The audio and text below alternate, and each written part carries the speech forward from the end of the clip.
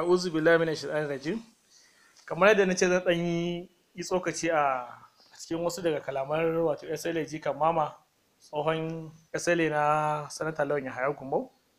Cikin kalaman SLA kan mama ya yi maganganu kamar haka cewa a baya albashinsa naira 50,000 ake bashi, wadda mu a sanin mu ba akan ka aka fara SLA ba.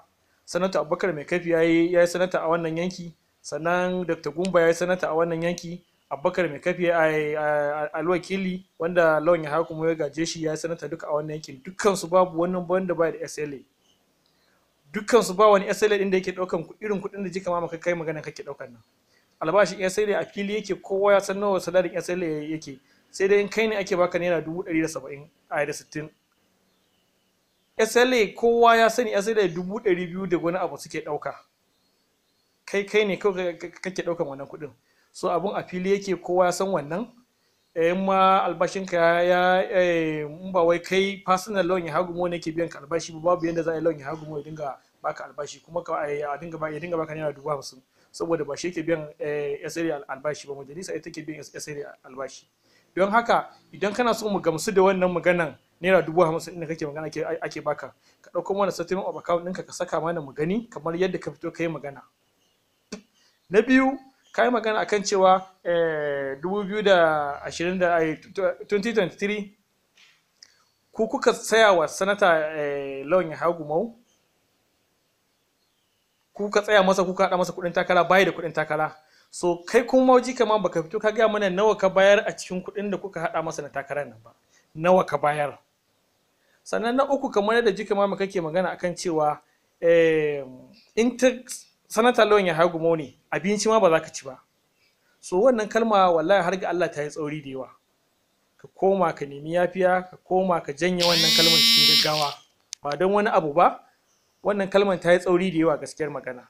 Abin da sa na faɗa maka wannan kalmar ta tsauri da yawa, ba wani za a yi mutumin da ya ciro ka a cikin ƙananan hukumomi guda 7 including Bauchi local government, a baka SLA ɗinsa, kuma ku fito local government ɗaya da shi wannan sanata ya baka SLA ɗinsa, sannan kuma ka dinga bin sa da irin wannan kalamai na ta shine ba za a ci abinci a gidanka ba.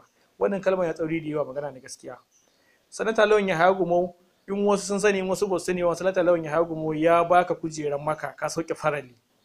Sannan Lawan Yahaya Gumau ka ba wa ƴan uwanka aiki, ba ma shi ba, kai kanan kanka ma ka ba wa ƴan uwanka aiki dalilin Lawan Yahaya Gumau. Wajen aiki mai tsoka mai mutunci irin NDIC ka ba wa ɗan gidanku mai digiri, ka ba ƙaninka uwanku ɗaya ubanku ɗaya ka ba shi aiki. Akwai police, akwai mai lecturing a Wudul, akwai mutum 4 a gidanku sun samu aiki a dalilin sanata Lawan Yahaya Gumau, amma an waye gari kana bin su da irin wayannan kalamai.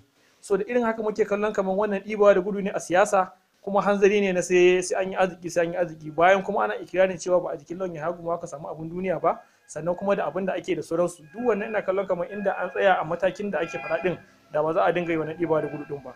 Ni kaina nan da nake magana, na karbi alherin demokradiyya a hannun Lawan Yahaya Gumau ta hannun jikan mama.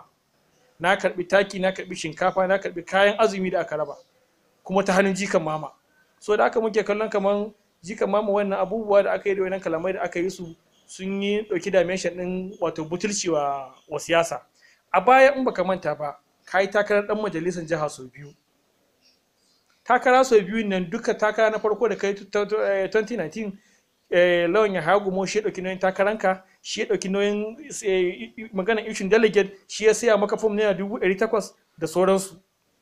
Sannan recently ka yi takara 2023, Lawan Yahaya Gumau shi ya saya maka fom na takara, shi ya ɗauki nauyin campaign ɗinka, shi ya ɗauki nauyin ya za a yi ka yi scaling.